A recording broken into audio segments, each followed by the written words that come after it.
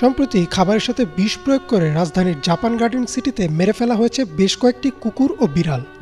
22 November শুক্রবার রাতে এই ঘটনা প্রকাশ পেলে সামাজিক মাধ্যমে শুরু হয় সমালোচনার ঝড়। ইতিমধ্যেই সচেতন নাগরিক সমাজ রাজধানীর মোহাম্মদপুর থানায় একটি অভিযোগ দায়ের করেছেন। দেশের প্রচলিত আইনে তো বটেই, ইসলামের দৃষ্টিতেও এমন ঘটনা একটি গুরুতর অপরাধ। চলুন জেনে নেই পশু পাখির অধিকার ও অন্যায়ভাবে তাদের হত্যা নিয়ে কী বলা আছে ইসলামে।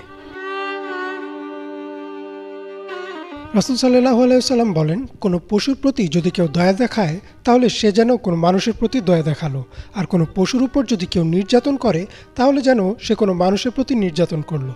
মহানবী সাল্লাল্লাহু আলাইহি ওয়াসাল্লামের এই হাদিসটি থেকে স্পষ্টভাবে বোঝা যাচ্ছে যে তিনি পশুদের অধিকার কোনোভাবেই মানুষের অধিকার থেকে খাটো করে দেখেননি। এমনকি মহান আল্লাহ কোরআনে গুরুত্বের সাথে পশু অধিকার নিয়ে কথা বলেছেন। পবিত্র কোরআনের 6 নম্বর সূরার নামকরণ করা হয়েছে সূরা আনাম, যার অর্থ গৃহপালিত পশু।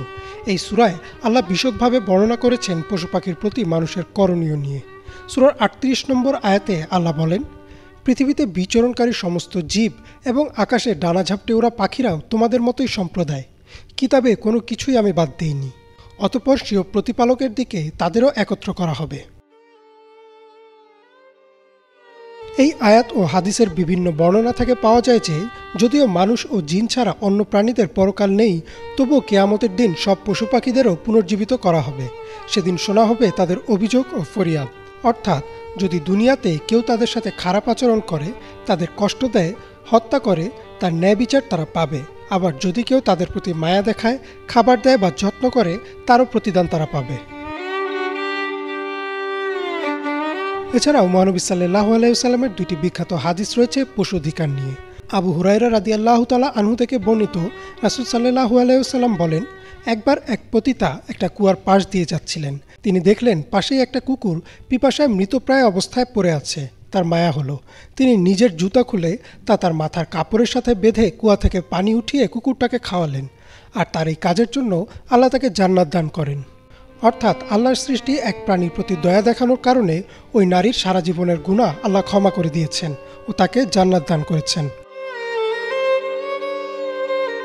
আবার বিপরীত একটা হাদিসও আছে। আবু হুরায়রা রাদিয়াল্লাহু তাআলা আনহু থেকে বর্ণিত, রাসূল সাল্লাল্লাহু আলাইহি ওয়াসাল্লাম বলেন, একজন মহিলা জাহান্নামের আগুনে প্রবেশ করেছে একটি বিড়ালের জন্য। সে বিড়ালটিকে বন্দি করে রেখেছিল, তাকে খেতেও দেয়নি, খাবার খোঁজার জন্য ছেড়েও দেয়নি, যতক্ষণ না বিড়ালটি মারা যায়।